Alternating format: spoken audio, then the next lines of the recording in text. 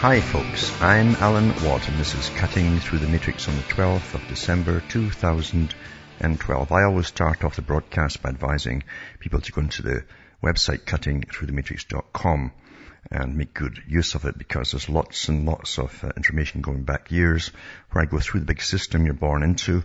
I show you the sham of democracy, although the big boys at the top are always promoting democracy. They don't believe in it at all. There is no democracy as such. You've got to belong to some special interest group, heavily funded and on course with the big world agenda to get any voice at all. And that's how it was set up to be, actually. So I go through the system too of how men got together, formed their big clubs, and decided at the height of the British Empire to take over the entire planet, all of its resources and all the people in it too. And also to go along with the new science. Science was everything at that time. And they'd bring in plethoras of scientists that would run the world properly. And of course, behaviorism came out of it too, and lots of other neurosciences and so on, to manage us all like children, and without our being aware of it even. And plus an international educational authority to make sure we all got the same programming and indoctrination for to be obedient citizens, and pretty stupid too. And I go through it all, as I say, on the website. So make sure you help yourself to that. It's all free downloads, the audios. Plus, the sites you see listed there have transcripts in English for prints up with a lot of talks I've given. And you can go into alanwattsentinel.eu and get transcripts in other languages. Remember, too, you are the audience that bring me to you. And this is not a business.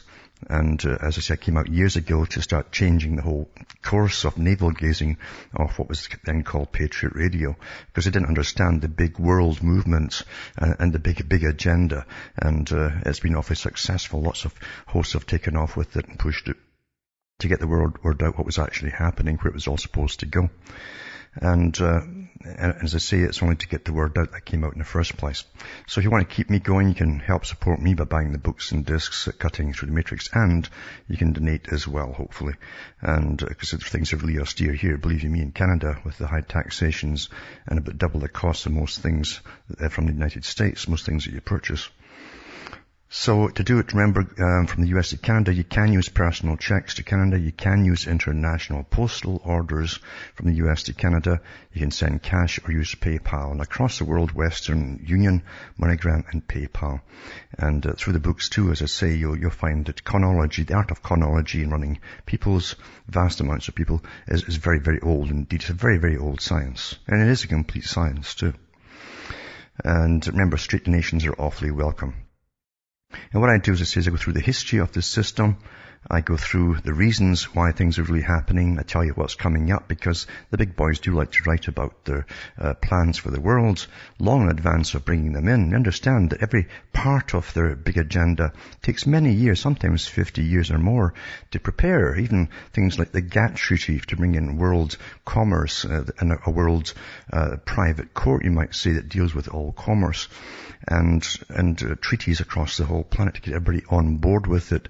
It took us about 40 years to build China up to be the manufacturer of the planet. They didn't do it themselves. We even trained all their engineers to go back home before they even had factories to go to in China. We trained them in the West. Things like that, you understand. And even the wars too take many, many years to prepare. Never mind the propaganda, which is all prepared long in advance too. And even work out with computers now how the public will react to the propaganda.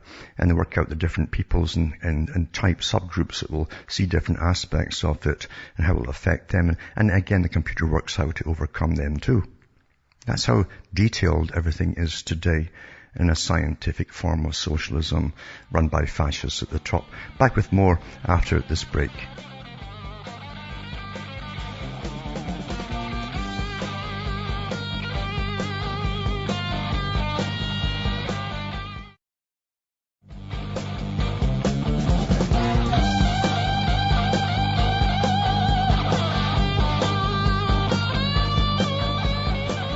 Hi folks, I'm back. We're cutting through the matrix and talking about this world of deception. Everything is deception, of course.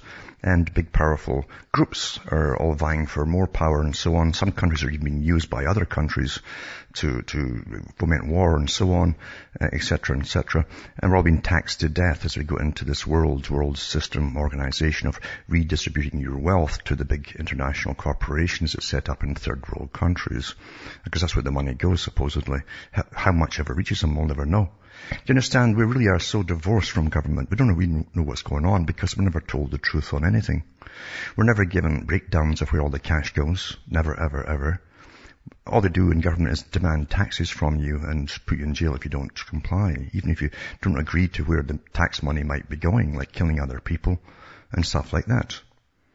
So we call this democracy, and of course this sham is to be pushed across the world. That's all it is a sham, you understand. Because the boys that set it up did not believe in it at all, but it was a good corner for the public to believe in.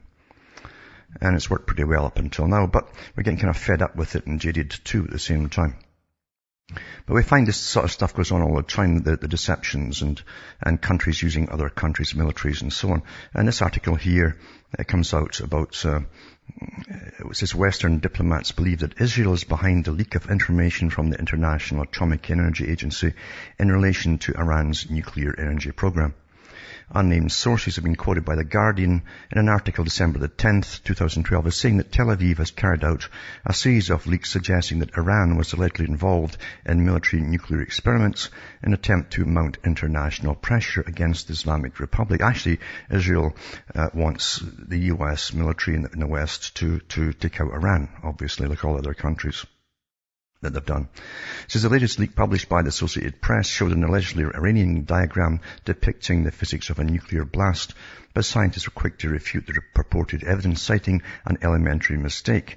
The diagram does nothing more than indicate whether either slipshod analysis or an amateurish hoax, declared an article in the Bulletin of the Atomic Scientists, it says. And it says the diagram which Iran rejected as forged raised questions about an inquiry being conducted by the International Atomic Energy Agency inspectors after it emerged as a part of a file of intelligence on the Iranian nuclear activities held by the agency.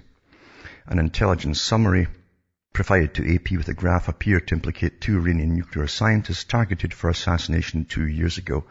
One of them was Majid Shahriara, was killed on his way to work in Tehran November 2010 after a motorcyclist fixed a bomb to his car, and the other, Ferdinand Abbasi Davani, was wounded in a similar terrorist attack at the same day. Earlier this year, veteran Israeli and American writers on intelligence published a book called Spies Against Armageddon, where they revealed the attacks were carried out by the Mossad's assassination unit known as Kidon, which is bayonet. That's what it means. One Western source's intelligence summary reads like an attempt to justify the assassinations.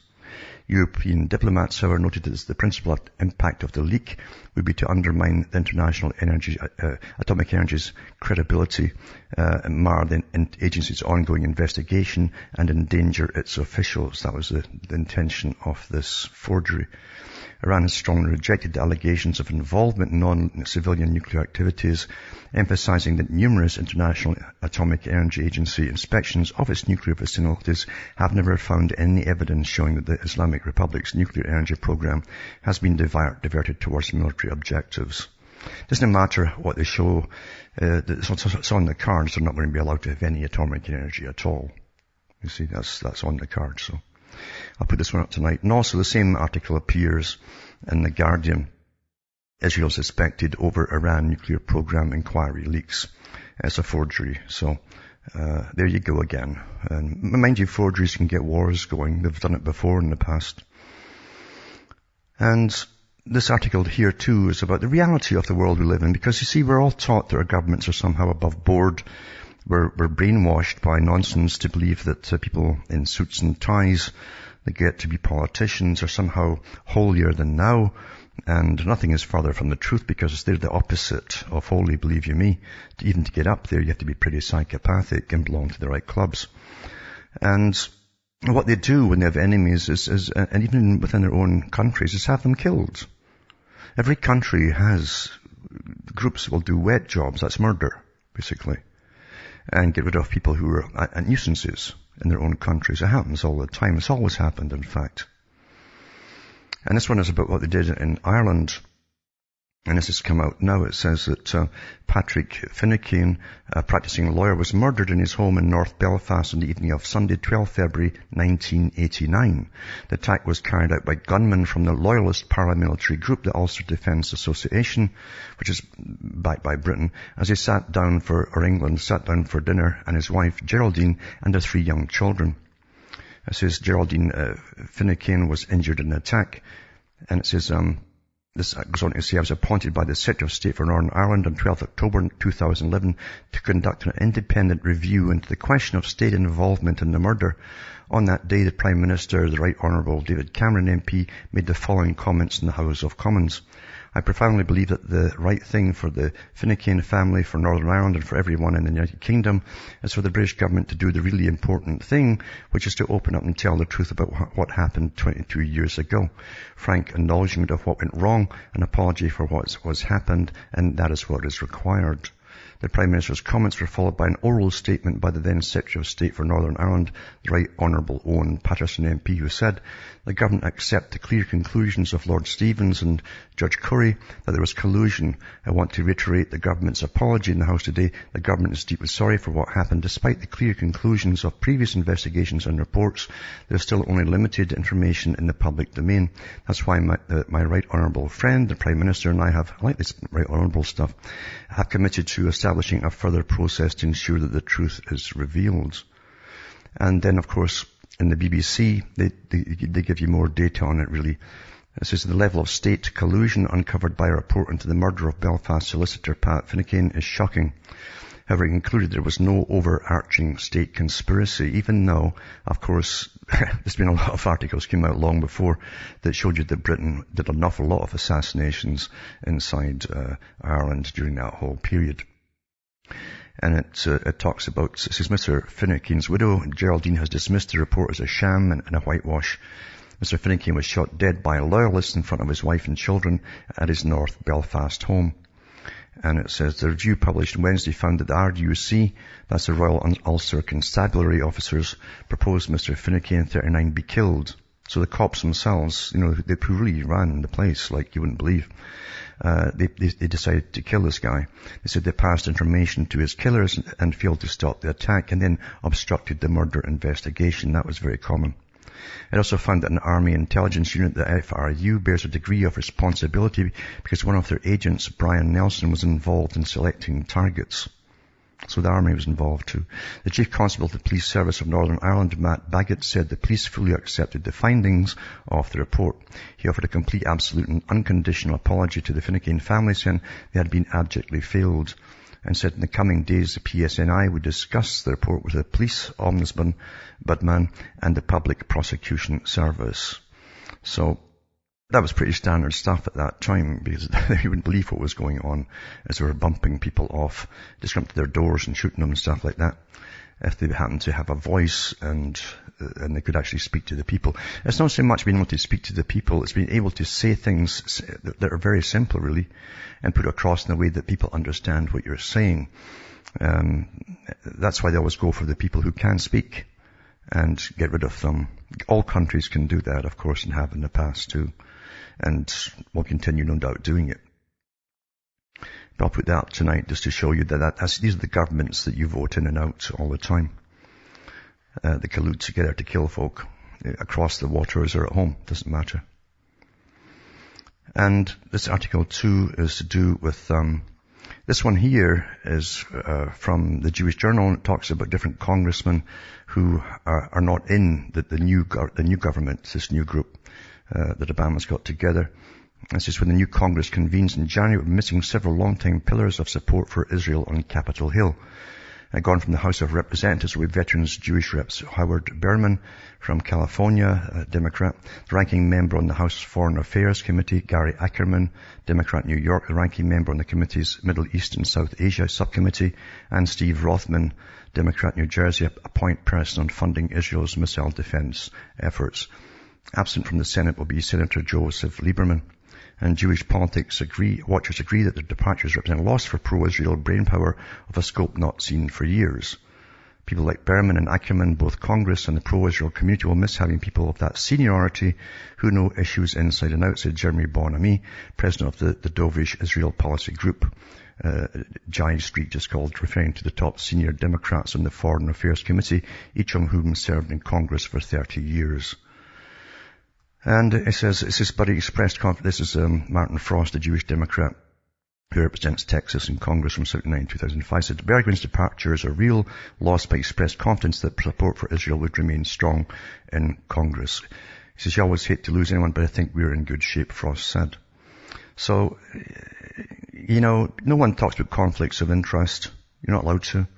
But it's kind of evident that there's conflicts going on somewhere in supposedly sovereign countries with such power. Countries that have such power. Especially one that has the top military power on the planet. It really is pretty nasty stuff. Tonight too, I'll put up an article about Jews for Peace, who also oppose going into the West Banks and settlers and so on, and on a documentary as well for Islam for Peace, a little video on that one as well, because there's not everyone's going along with all this stuff.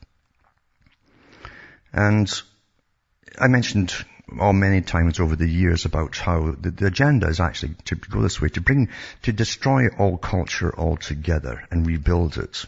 Marx talked all about that too. And so did Adorno from the Frankfurt School.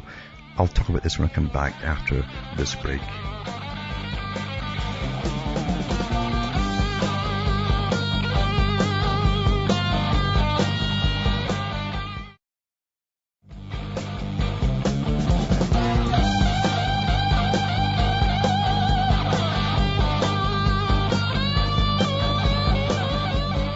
Hi folks, I'm back. We're cutting through the matrix, talking about knocking down the pillars. You see, eventually knock down enough pillars of normalcy and the whole roof comes down. And that's of course where all the sexual perversion and all the groups are standing up for them with massive funding, and far left lawyers and all that are really pushing all this thing to go along the Marxian road of utterly destroying all that was to bring in the new society.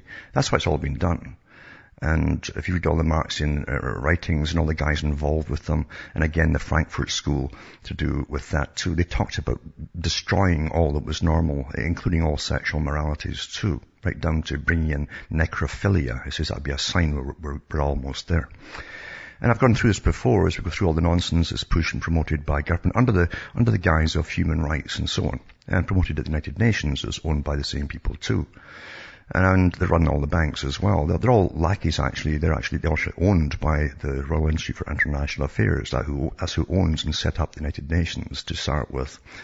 And it's also the Council on Foreign Relations, same group that created that. So anyway, it says here, here's the next case. It's not just people getting sex changes and then changing their mind and you have to pay for them getting put back and it's sort of a great boon for plastic surgery. It says, a civil rights frontier. Man says law standing between him and sexual acts with a donkey is unconstitutional. Now this guy, you'll see his face here too, his mugshot, as you say, the cops call it. He's obviously quite a few cents short of the dollar. And he's not the sort of guy who dreamed up this. This is the lawyers and sexual advocates behind this. But it says farmhand Carlos R. Romero was caught with his pants down by a farm owner, is accused of masturbating with a donkey in Ocala, Florida. He allegedly admitted to masturbating with Doodle. He diddled the doodle 5 or 6 times and is challenging the notion that sex acts with animals aren't necessarily harmful or non-consensual. Now, I mentioned before the International Censors Board committees, if an international one, that you think is supposed to stand up for what you shouldn't see, basically. But they don't do that at all. Their job is to keep the pulse of the public, to see how degraded you are with what they have been showing you, to see if they can go the next step. In the year 2001, they had a world meeting about it, and they stood up afterwards. It was in all the papers. Professors in Canada and the States says, now that they've won the battle for homosexuality, we must push for intergenerational sex, which is paedophilia, and also bestiality. So here's the bestiality, folks. And I'm not kidding. You understand, these are agendas. I hope you understand that. And it says lawyers representing the frisky farmhand thrown in jail for allegedly masturbating with a donkey are now fighting to have Florida state statute banning sex with animals declared unconstitutional. By making sexual contact with an animal a crime, the statute demeans individuals like defendant by making his private sexual conduct a crime. Well, it's not so private, but somebody else's donkey as well. Attorneys for the 30-year-old Carlos R. Romero wrote in a motion filed last week. And it says, Romero was cuffed at an Ocala farm back in September after farm proprietor Gerald James told police he saw Romero with his pants down as he was seemingly having sex with a donkey named Doodle in an equipment room on August the 15th, according to a police report obtained by the smokinggun.com. And it says that Romero later pleaded not guilty to first-degree misdemeanor charges of sexual activities involving animals. He announced last week that he wanted his case to go to trial. So he's getting backed by big money. Obviously, this guy doesn't have cash of his own. His attorneys argue that Florida's statute violates the farmhand's rights by stripping him of his personal liberty and autonomy when it comes to private, intimate activities. And it shows you that the donkey, a 21-month-year-old miniature female donkey, apart from that, so he's a paedophile as well. It's not even of age. And it says to say the statute is unconstitutional because it doesn't require the state to provide any proof of the animal's suffering or any proof of the sexual activity being non-consensual. How do you get a donkey to agree to it? You understand how mad all this is? You understand it's mad because it's meant to be mad. It's not logical. All the stuff that's getting pushed on you is not meant to be logical. It's meant to get you angry. It's meant to get you all arguing with each other. As you go through this mind change from 180 degrees normal to the other way where you don't know what's normal anymore. This is all intentional. Neuroscientists talk about these techniques, So, here you go, and this is to be an opening case for the US. And if this gets pushed through and it gets his rights, you'll have them opening up the shops and farms for all the pervs to go into and do their weird stuff on animals that I guess have signed, they'll agree to it or something like that, or they get an extra carrot. This is how mad it all becomes. But it's to destroy everything that you thought was rational and normal. This is what the whole agenda is about, folks. The whole agenda. And here's Britain as far where they're going soon. Now, Britain's already had massive scandals with paedophilia. Again, intergenerational sex is the professional people, the professional pervs prefer to call it, And they're going into the next step now. It says, it's called adult babies. Agencies have opened up these nurseries for adults. No kidding. It says, I wanted to swap commuting for cuddles. It says, Britain's adult babies open up their nurseries for new documentary. The new Channel 4 documentaries is set to lift the lid on disturbing adult baby phenomenon. These are real pervs. These guys get dressed up in diapers and stuff. The Fly in the Wall program shows how fully grown adults choose to embrace an alter ego that allows them to have their nappies changed, their diapers, dress in a baby grow, and be looked after like an infant. See, you understand socialism works, folks. This is the perfect socialism right here. Perpetual childhood. Taken care of by the state. I'll be back with more after this break.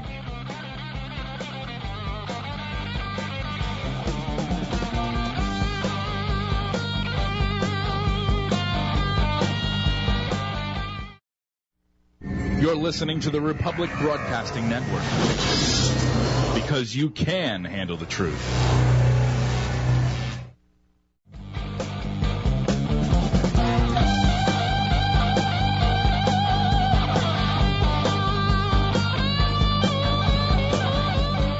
Hi folks, I'm back. We're cutting through the matrix, going through the world as it goes through its projected decay, basically.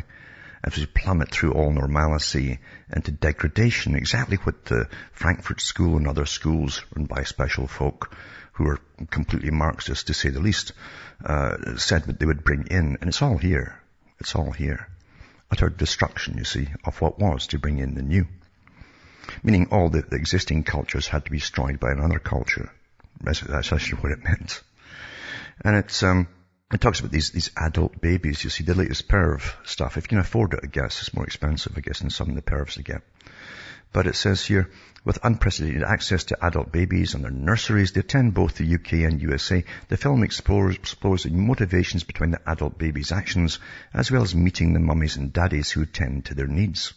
And they get dressed up in diapers and go in cots and stuff like that. I guess you pay extra if you can poop in your diaper and get changed and washed and all that.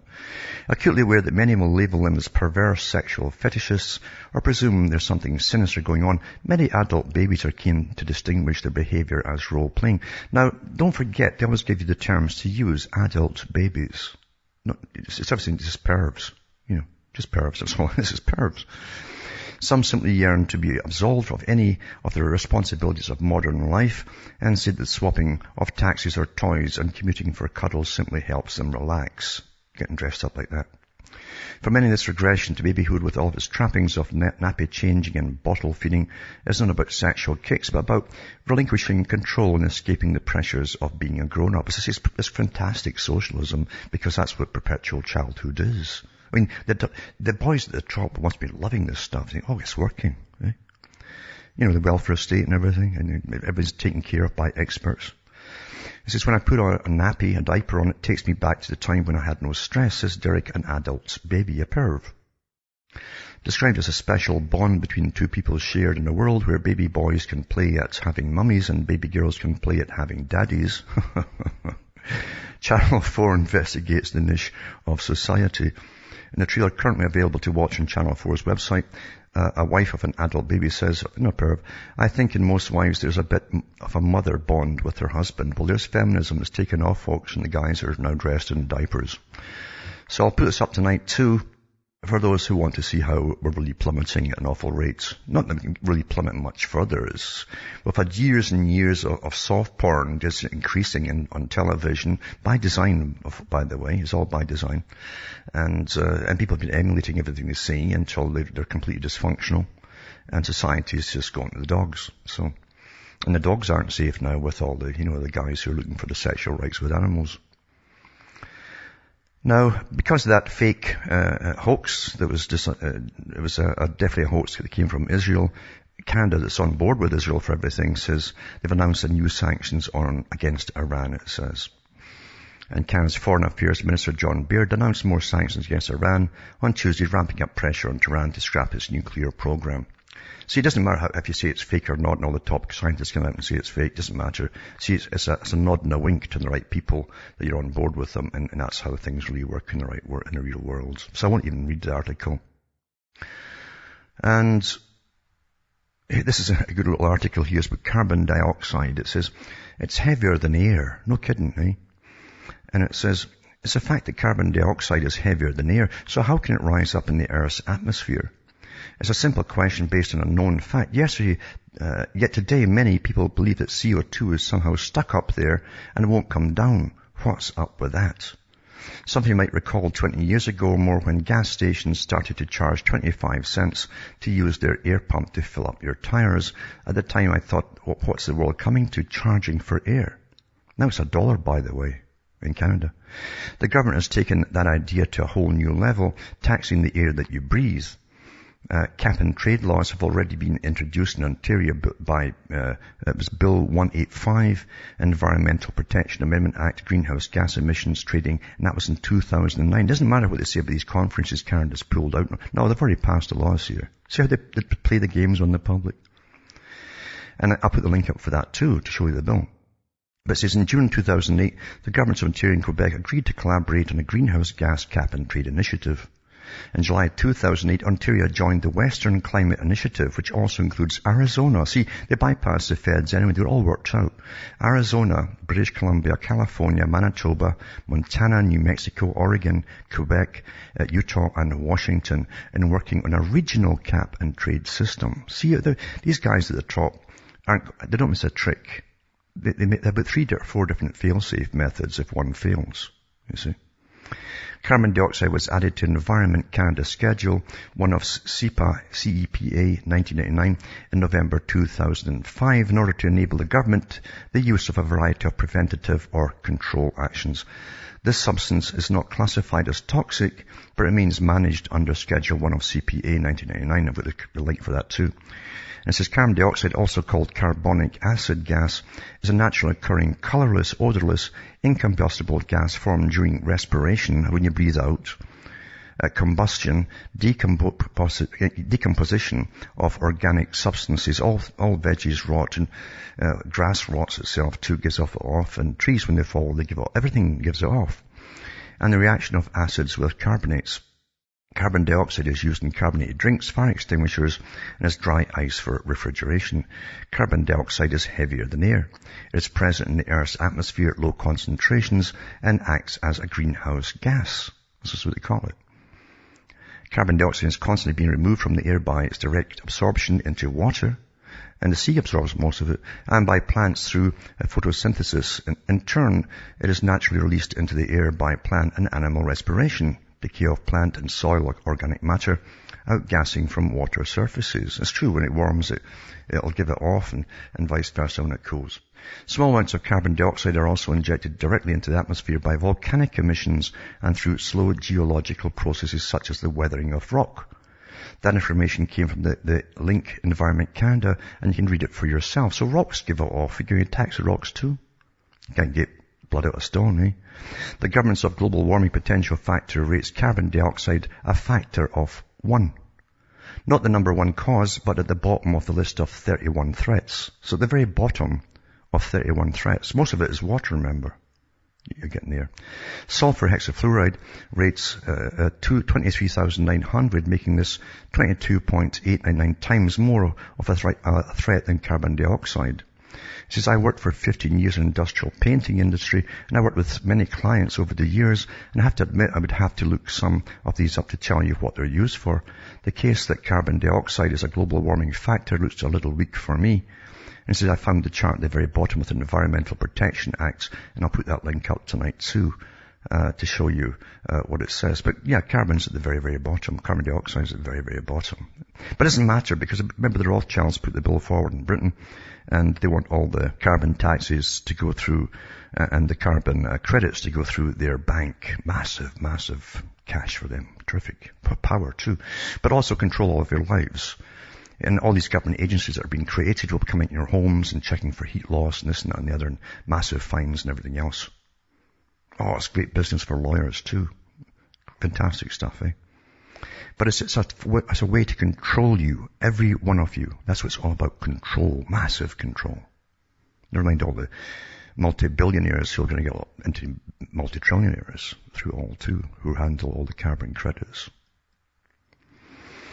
And this one here is also got a little interesting little video here, and it's the Detroit councilwoman to Obama. She says, we voted for you, now bail us out. Again, you're in a welfare state now, you understand.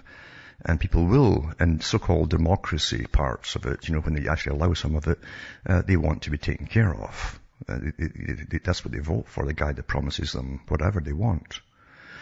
Never mind the fact that the economy is shot anyway, because we gave all their factories and so on to foreign countries. That was designed 2 years before it happened.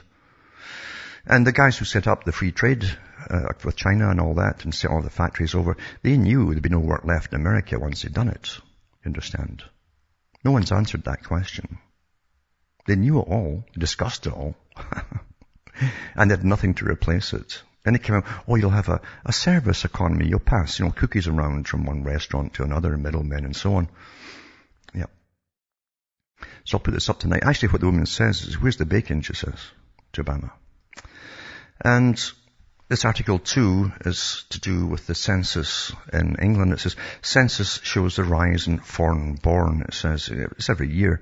They're awfully happy about this too, as the foreign-born increases. And it says the number of foreign-born residents in England and Wales has risen by nearly 3 million since 2001 to 7.5 million people. The 2011 census shows means about 1 in 8 or 13% of residents were born outside the UK. The most common birthplaces outside the UK for residents are India, Poland and Pakistan. The number of ethnic white British people is down to 80%. And they'll cheer when it's in the minority, because that is the agenda, folks. When there's what the lefties said, and Marx and all the rest of them, and all the other groups, including the Frankfurt School, said, is when their main enemies down through time had been, they claimed the white folk actually, in Europe. When it's down into minority, then they'll be safe themselves. So I'll put this up tonight too, to show you that it's a rah-rah thing and so on.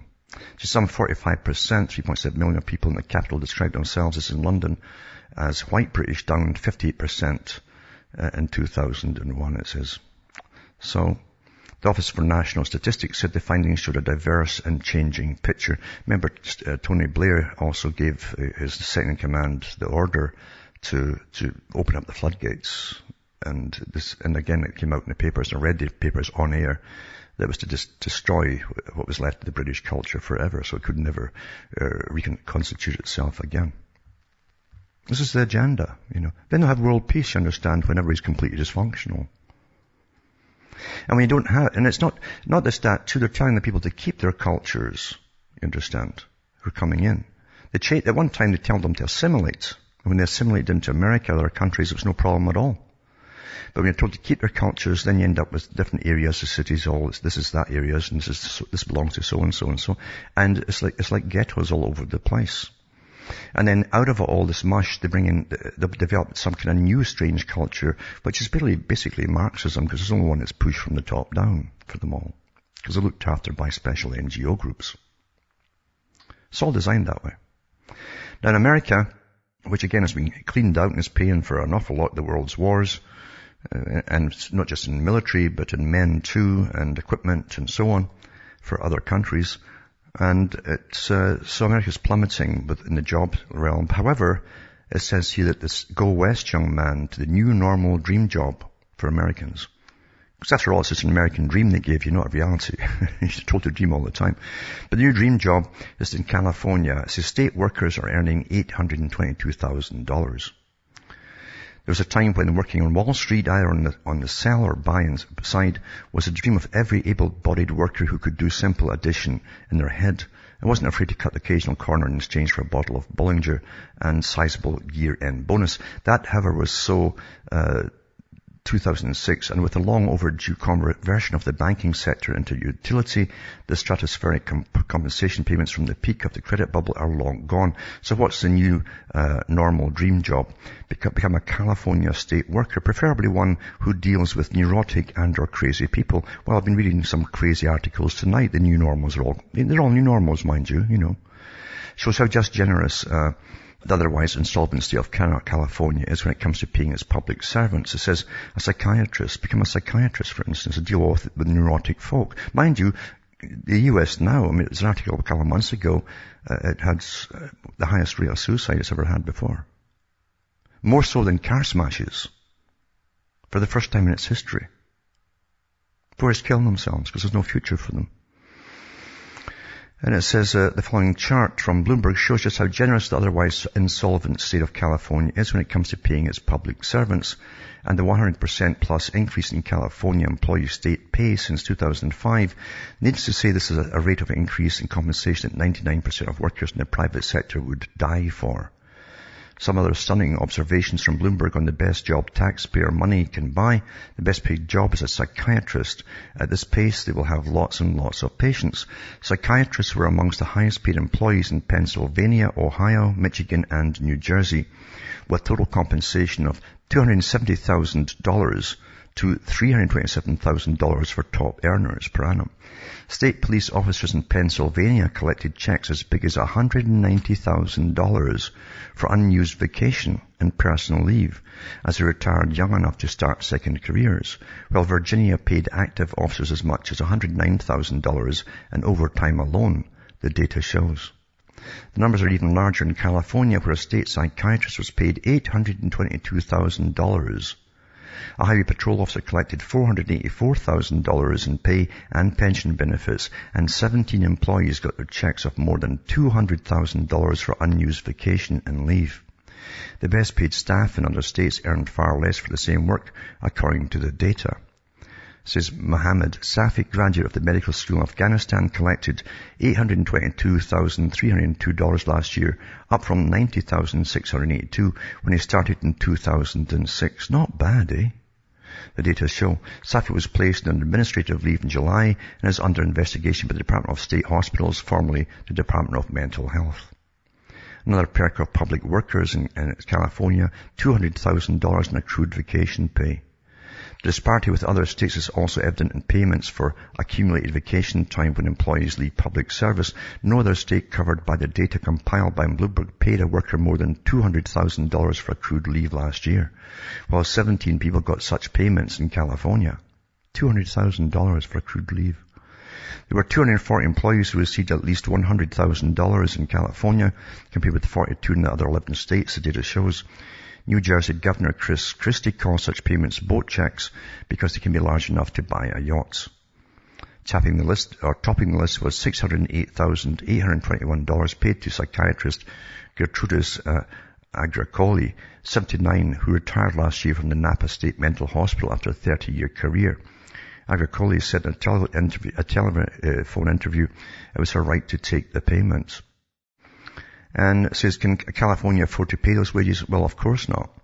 Across the U.S., such compensation policies have contributed to state budget shortfalls of $500 billion in the past 4 years and prompted some governors, including Representative Scott Walker of Wisconsin, to strip most government employees of collective bargaining rights and take other steps to limit payroll spending. It's called socialist corruption, folks.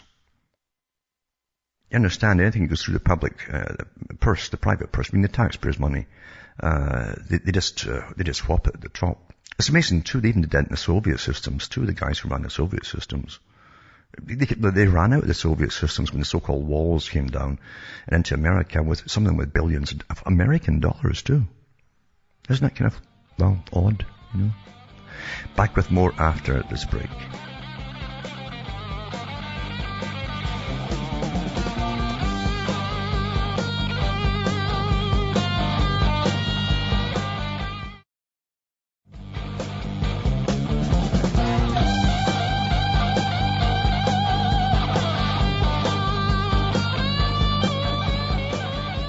Hi folks, I'm Alan Watt. We're cutting through the matrix and talking about the craziness of this system.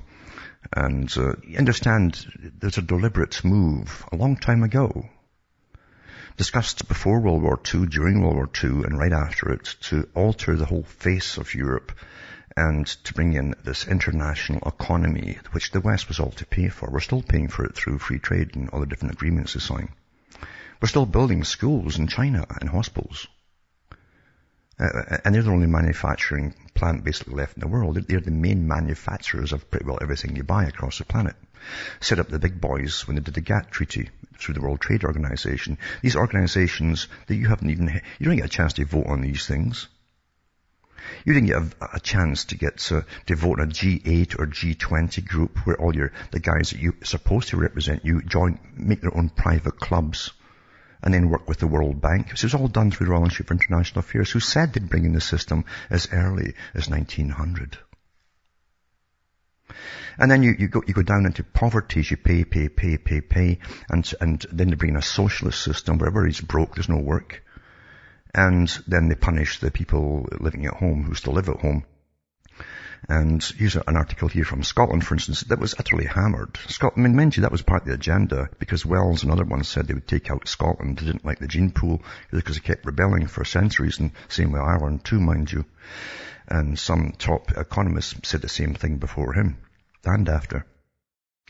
So head teachers threatened to feed people's bread and water in Scotland unless parents paid their school meal bills. I don't know how folk are even surviving in Scotland anymore. Mauchline Primary School boss Lynn McLean issued the warning after children began turning up without enough money for lunch. But the move has been scrapped after furious parents complained to education chiefs, who've now apologised. In a letter to parents on Friday, McLean said the school would begin to take action to recover the debts for school lunches. They said, unfortunately, we've become aware that numbers of pupils are coming along for school meals but have not been given sufficient money by parents to pay for the meal. Sadly, it's a weekly occurrence. And as an example, last week 21 families accumulated an outstanding debt of £89.90, ranging from 90 pence to £18. The letter goes on to outline new payment rules at Ayrshire School, where lunches cost £1.90 a day. It states from Monday, December 10th to Friday, December 21st, pupils who have not brought money to pay for meals will have to wait until the end of services when they feed them, when all paying pupils and free meal pupils have been served first. So you'd put you then the line so they can all look at you and go, oh, you're really poor, eh? And discrimination, etc. And McLean vowed to get even tougher in the new year. She warned from Monday, January 7th, people who have not enough money to pay for meals will be provided with a plain sandwich and water to drink. So it's bread and water until the backdated debt has been paid, at which time they will be provided with a full school meal. Meanwhile, Scotland's still paying through all its international treaties money to other countries they call Third World. Mind you, the folk never had any vote in that either. In fact, you don't get to vote on anything that matters to you and affects you. That's just the way it is, folks. Also tonight I'll put up an article on HPV, the human papilloma virus, and vaccine victim sues Merck. And it's quite a good article about multiple sclerosis-like symptoms, strokes, neurological complications, seizures, paralysis, and so on. And I'll put that up tonight too. There's different cases, of course, but they don't like to play that up at the top. You know, they know it's going to be a fallout in a certain percentage. Well, you got bad genes, you see. If you had better genes, it wouldn't happen to you. This is the rubbish the corporations and your governments will feed to the victims. From Hamish myself from Ontario, Canada, is good night to me. Your God or your gods go with you.